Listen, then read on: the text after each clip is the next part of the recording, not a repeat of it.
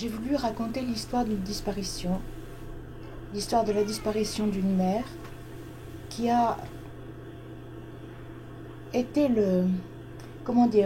la césure dans la vie d'une petite fille. Et c'est une histoire qui se passe pendant la guerre, en pleine tourmente de 1943. Elle a été confiée par sa mère à des personnes qui habitent une maison étrange en Seine-et-Oise et promis qu'elle reviendrait voir sa petite fille de temps en temps. Et en fait, ce que le lecteur va découvrir avec l'enfant, c'est l'espacement d'abord des visites de la mère et puis sa disparition pour des raisons qu'on va à notre tour comprendre très vite et douloureusement. Cette maison est un personnage parce que c'est le véhicule du souvenir, c'est l'entité en quelque sorte qui va faire vivre la mémoire de ce moment encore privilégié pour l'enfant longtemps, où elle espère retrouver sa mère. Et plus tard, quand elle essaye d'être elle-même cet enfant en attente, c'est bien sûr en imaginant la maison dans ses moindres détails qu'elle peut se remémorer ce temps-là, qui était un temps de bonheur et un temps d'épanouissement. Parce qu'elle va mettre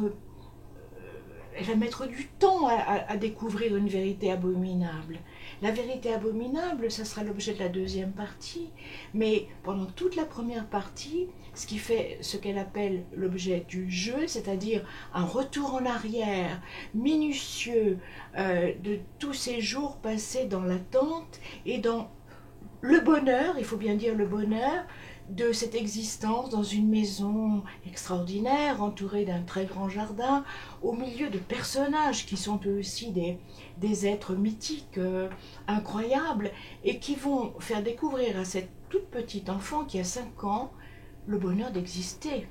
Et on retrouve une adulte qui est désabusée, qui est triste, quelqu'un dont la vie a été brisée et qui a été piétinée par une perte irréparable.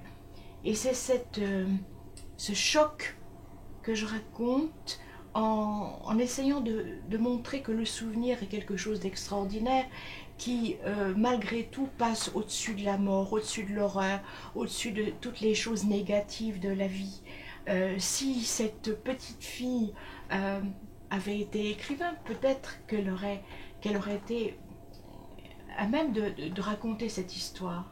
C'est-à-dire qu'il y a une montée en gravité du roman qui va suivre justement l'évolution de l'enfant elle-même. On commence tout doucement, mine de rien. C'est une petite fille qui découvre une maison et qui va petit à petit s'apercevoir que quelque chose ne va pas, qu'il y a des non-dits, qu'il y a des ombres et qui vont devenir terribles. Et effectivement, à ce moment-là, même dans la narration de celle qui raconte, il y a bien sûr une tension, il y a quelque chose qui fait que la nostalgie se teinte d'angoisse, et une angoisse qui va grandissant. Et alors le ton va être complètement différent, évidemment, dans la seconde partie, qui est le récit fait par la jeune femme, qui va d'ailleurs devenir une dame d'âge mûr à la toute fin du récit. Il n'y a plus cette espèce de force de la nostalgie. Il y a vraiment un ton désabusé, qui est celui d'ailleurs des toutes premières lignes du roman, où la narratrice dit: quand je suis fatiguée des gens et des choses d'ici, je retourne là-bas, la maison de guerre.